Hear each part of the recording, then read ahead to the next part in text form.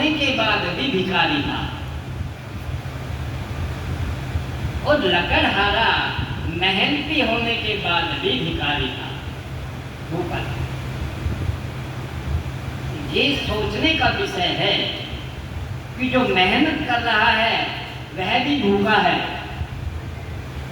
और जो विद्वान है, ज्ञानी है, वह भी भूखा है, भिखारी। क्या कारण? क्यों कहा विद्वानों ने कि सत्यनारायण भगवान का व्रत और पूजन करो? क्या कहा है विद्वानों ने? ऋषियों ने क्या बताया कि सत्यनारायण भगवान का व्रत और पूजन करो। इसका अर्थ क्या है? इसका अर्थ है कि ज्ञान पूर्वक कर्म करो, ज्ञान पूर्वक कर्म करो।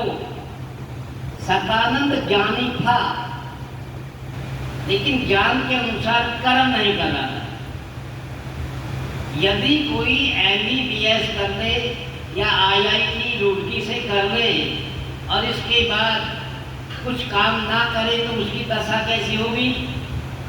जैसे सतानंद नाम के ब्राह्मण की, कि वो ज्ञानी तो था लेकिन कर्म नहीं कर रहा था। MBBS कर ले, MD कर ले, इसके बाद भी वो बेरोजगार फिरे, उसकी दशा भिखारी जैसी होगी। उसके पास में ज्ञान था, कर्म नहीं था। सत्यनारायण भगवान ने सतानंद को क्या बताया? उसने बताया कि तू ज्ञानी है, विद्वान है, लेकिन विद्वता के कर्म नहीं करता, और तू भिक्षावृत्ति करता है, इसके लिए छी, धिक्कार है तुझे। वो बात ब्राह्मण को लग गई, उसने झोली डंडा पहन लिया, घर पर आया, पूरी रात चैन से नहीं सोया। सुबह को अपने ग्रंथ उठाए, नगरी में एक रास्ते के किनारे पेड़ के नीचे सिंहासन लगाया, वहां पर वेदों का प्रचार करना शुरू किया।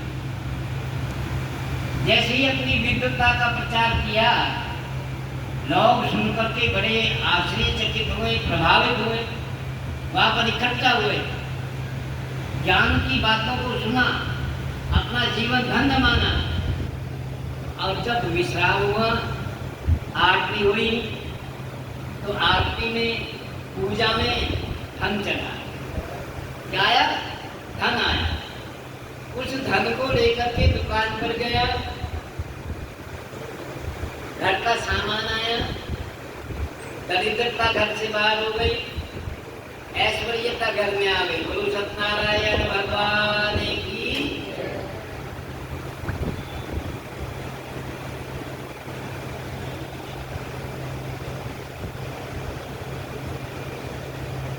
अगले रोज अगले रास्ते पर कहीं, इसके बाद एक नगरी से दूसरी नगरी पर वह ज्ञान का प्रचार करने लगा। लोग उसके ज्ञान में इतने खो गए कि जहां भी उसकी कथा होती थी वही बचा। लोग उनके घर आने लगे, हमारे यहाँ पर कथा करो। उन्होंने कहा मैं 2 महीने के लिए बुक हूँ, इसके बाद आपका नंबर आएगा। बोलो सत्यनारायण भगवान की। जो दर दर भटकता फिरता था भिक्षा के लिए, आज लोग उसके पीछे दौड़ रहे हैं। दरिद्रता घर से बाहर हो गई है और लक्ष्मी चरणों को चूम रही है। बोलो सत्यनारायण भगवान